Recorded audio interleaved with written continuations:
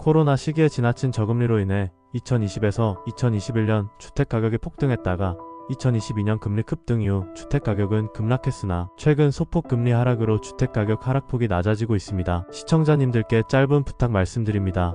구독과 좋아요는 영상을 제작하는 데에 큰 힘이 됩니다. 주택가격에 영향을 미치는 변수는 수없이 많습니다. 그 중에서 무엇이 가장 중요할까요? 그 중에서 몇 가지를 꼽으라 한다면 공급 부문에서는 아파트 입주 물량, 수요에서는 금리, 그리고 정부 정책이라고 할 수 있습니다. 그 중에서 금리는 상당히 중요한 변수라 할 수 있습니다. 가구 변동은 필요한 주택 소요 니드에 영향을 미치지만 금리는 주택의 유효 수요 디맨드에 영향을 미칩니다. 우리나라 주택 가격은 평균적인 소득에 비해서 너무 높기 때문에 금융권에서 자금을 대출받지 않고 주택을 구입하기 어려운 것이 최근의 현실입니다. 물론 기존 보유하고 있는 자산이나 소득에 따라서 본인이 축적한 자금으로 주택을 구입할 수 있는 경우도 있겠으나 대부분 사람들은 일부 자금을 금융권에서 대출을 받아야 생애 처음 주택을 구입하거나 주택 규모를 넓혀 이사를 갈 수 있을 수 있습니다. 일반적으로 금리가 높으면 주택 가격이 하락하고 금리가 낮으면 주택 가격이 상승합니다. 금리가 낮으면 대출을 많이 받을 수 있고 금리가 높으면 가능한 대출 금액이 줄어듭니다. 과거 고도성장기에는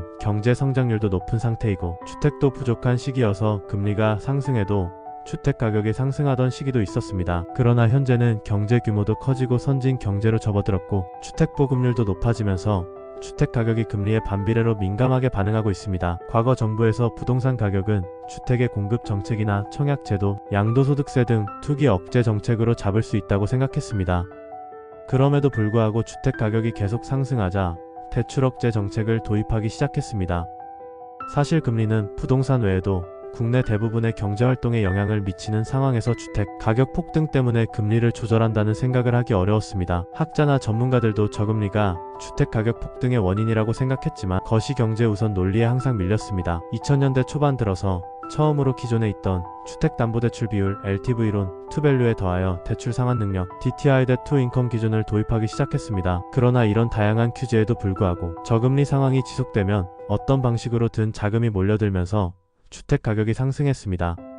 여기 그래프를 살펴보면 2018년 이후 2024년까지의 금리와 주택 가격 변동에 대한 내용입니다.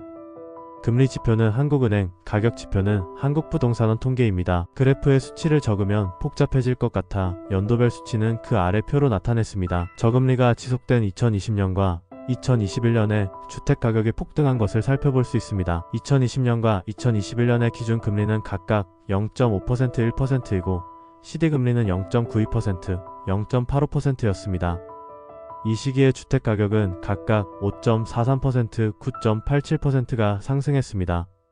저금리 시기에 주택가격이 폭등한 것이 분명해집니다. 2022년 우크라이나 전쟁 이후 금리가 상대적으로 큰 폭으로 상승하면서 주택가격이 하락했습니다. 2022년과 2023년의 기준금리는 각각 3.23%, 3.5%로 급등했고 CD금리도 2.49%, 3.71%로 급등했습니다.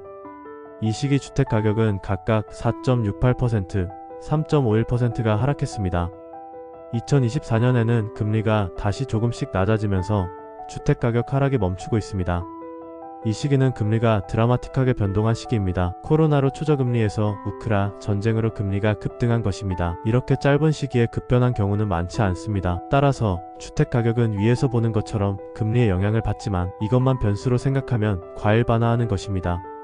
금리 이외에도 주택 공급 상황, 도로나 지하철 등 인프라, 지역산업단지 개발, 재개발 및 재건축 정책 등 다양한 요인들이 주택가격에 영향을 미칩니다. 그리고 지나친 저금리는 시차는 약간 있어도 부동산 가격 상승을 초래하지만 문제는 어느 정도가 저금리인가는 국내 경제 상황에 비추어 판단하는 상대적인 개념이어서 사전적으로 지나친 저금리를 파악하기도 쉽지 않은 데에 있습니다. 사후적인 분석은 쉬우나 동시적, 사전적으로 규정하기는 쉬운 일이 아닙니다. 이 영상에서는 금리 변동과 주택가격 변화를 살펴보았지만 앞으로 주택담보대출 제도의 변화에 대해서도 살펴보도록 하겠습니다.